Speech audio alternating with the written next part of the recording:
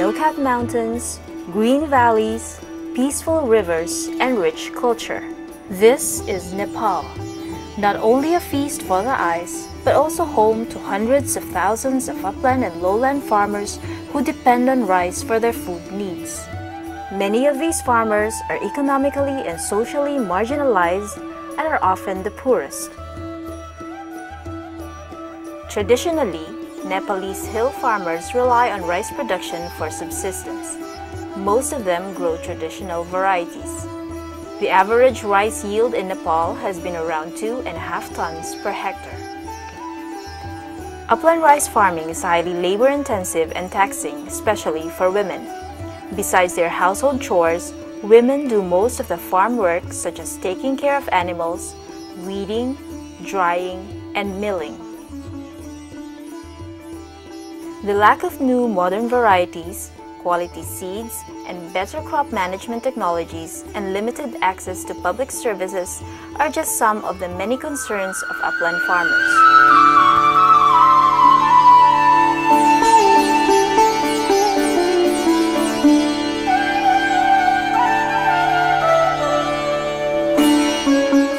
The International Fund for Agricultural Development, or IFAD, provided funding to the International Rice Research Institute to implement a project in Nepal.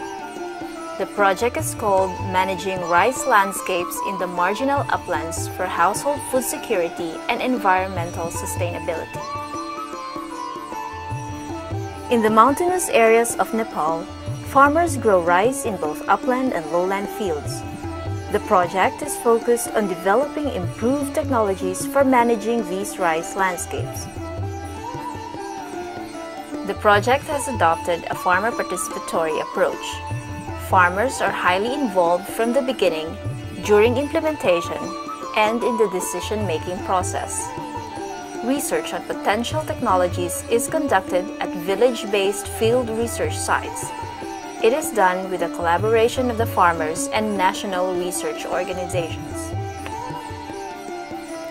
The project in Nepal collaborates with the Lamjung campus in Sandar Bazar of the Institute of Agriculture and Animal Sciences, or IAAS, and the National Rice Research Program, or NRRP, of the Nepal Agricultural Research Council in Kathmandu. In this video, we shall see the technologies that were identified, tested, and disseminated under the project. It will also show how the farmers benefit from these technologies. IAAS researchers, with the collaboration of the farmers, identified and tested several suitable upland and lowland rice varieties.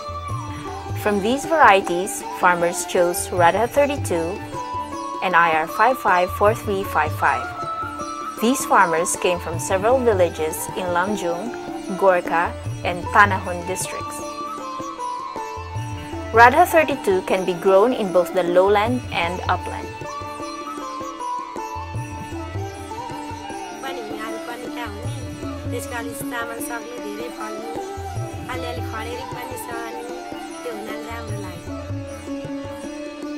Another variety, IR 554355, has consistently outperformed the preferred local varieties.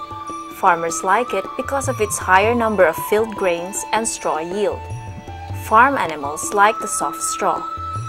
The straw feeds farm animals such as cattle and buffalo during the dry season.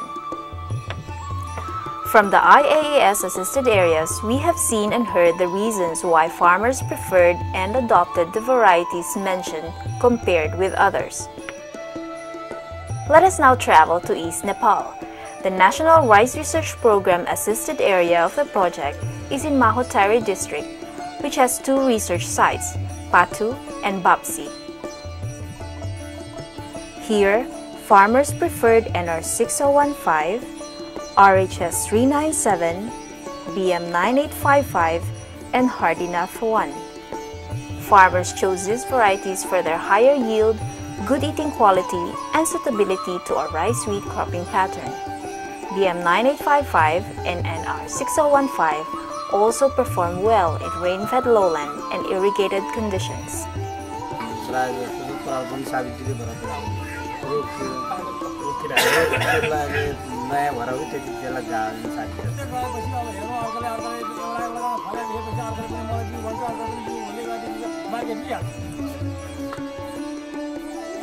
The ability to grow spring rice is a blessing for farmers in the lower hills because they can grow 2 crops in 1 year, one in spring and one in the summer.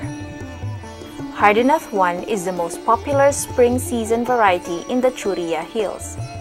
The variety is popular because it matures early, which allows growing a second crop. Hardinath 1 is also high yielding and has good milling and eating qualities. It is also tolerant of drought and major rice diseases. The project distributed Hardinath 1 seeds to farmers in Bapsi and Patu villages. The seeds were also distributed to farmers in 7 neighboring districts with the collaboration of the District Agricultural Development Offices for varietal demonstration and wider dissemination. Good quality seeds are important inputs of production for farmers. Farmers rely on good seeds for their next harvest. In the IAAS-assisted areas, the project helped enterprising farmers to organize themselves into commercial seed production and marketing groups. Thus far, 2 groups have been formed, one in Lamjung district and the other in Tanahon. The groups are producing rice and maize seeds. The 2 groups were provided with information on group formation and government assistance, technical advice, training on scientific seed production, technical monitoring and supervision of seed production plots, and knowledge on seed marketing. These efforts have increased the capacity of farmers to produce seeds.